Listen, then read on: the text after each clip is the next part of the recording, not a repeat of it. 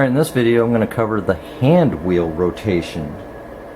So if you look at your machine back here on the side, right side here, you got a little window here, a little glass window.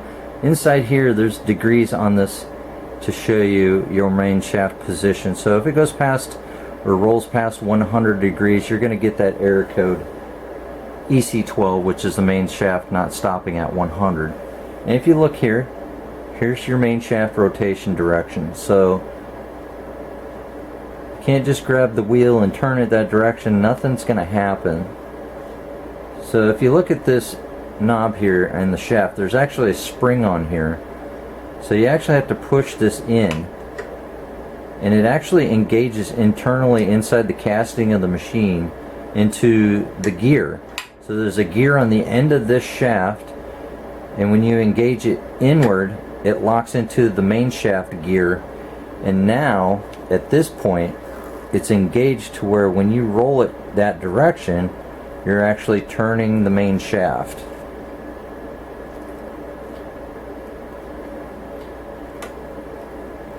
So if I turn this enough, my needle starts to come down in the front, and then I let go, it pops back out. I'll show you up front. So our needle is in the down position now.